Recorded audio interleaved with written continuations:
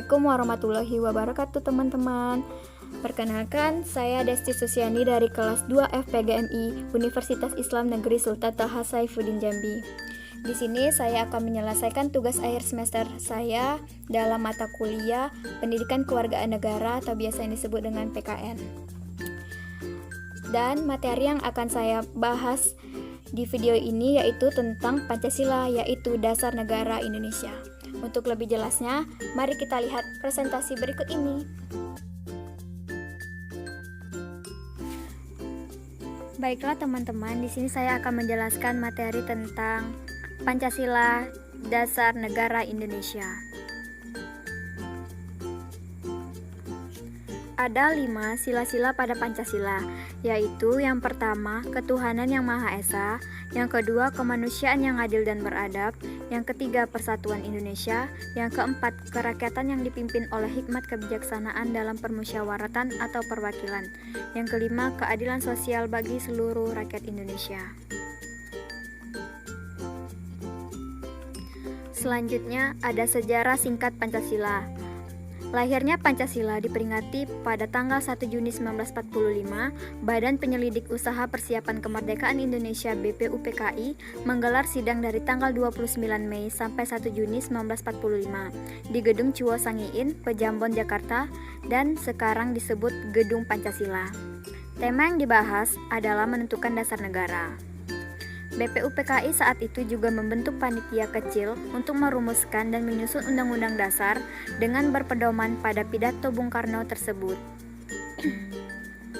Dan terbentuklah Panitia 9 yang bertugas untuk merumuskan kembali Pancasila sebagai dasar negara, serta menjadikan teks tersebut untuk memproklamasikan kemerdekaan Indonesia.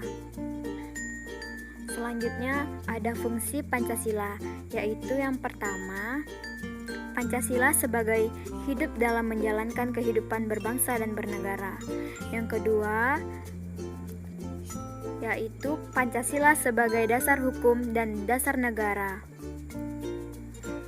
Pancasila sebagai pedoman hidup dalam menjalankan kehidupan berbangsa dan bernegara ada 5 manfaatnya, yaitu yang pertama, membuat bangsa kita berdiri kokoh dan memiliki daya tahan terhadap segala ancaman, tantangan, hambatan, dan gangguan.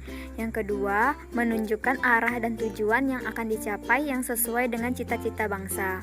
Yang ketiga, menjadi pegangan dan pedoman untuk memecahkan berbagai masalah dan tantangan di bidang politik, ekonomi, sosial, budaya, dan keamanan nasional. Yang keempat, mendorong timbulnya semangat dan kemampuan untuk membangun diri bangsa Indonesia. Yang kelima, menunjukkan gagasan-gagasan mengenai wujud kehidupan yang dicita-citakan. Dan yang selanjutnya, Pancasila sebagai dasar hukum dan dasar negara. Ada 5 manfaatnya. Yang pertama, yaitu menjadi sumber hukum tertinggi dalam negara. Yang kedua, menjadi filosofi hidup yang menyatukan bangsa Indonesia. Yang ketiga, menjadi ideologi rakyat Indonesia. Yang keempat, menjadi pandangan kehidupan bangsa Indonesia. Yang kelima, prinsip tatanan spiritual dalam hukum Indonesia. Adapun penerapan nilai-nilai Pancasila dalam kehidupan sehari-hari. Yang terdapat dalam sila pertama yaitu mempercayai keberadaan Tuhan, saling menghormati antar umat beragama, memiliki sikap toleransi antar umat beragama. Yang terdapat dalam sila kedua yaitu menjaga kelestarian alam, mengakui persamaan hak dan kewajiban, tidak berbuat semena-mena terhadap orang lain. Yang terdapat dalam sila ketiga yaitu bersatu padu dalam membela negara, menjunjung tinggi persatuan dan kesatuan bangsa, bangga menggunakan bahasa Indonesia. Dan yang terdapat dalam sila keempat yaitu mengutamakan musyawarah dan mufakat, ikut serta dalam pemilihan umum, ikut mengawasi jalannya pemerintahan. Dan yang terakhir, sila kelima yaitu meningkatkan kepekaan sosial, bertindak adil, dan menghargai suatu karya. Selanjutnya yaitu hakikat sebenarnya dari Pancasila. Ada 5, yaitu yang pertama Pancasila sebagai dasar negara, yang kedua Pancasila sebagai pandangan hidup, Yang ketiga, Pancasila sebagai kepribadian bangsa Indonesia. Yang keempat, Pancasila sebagai perjanjian dari seluruh bangsa Indonesia.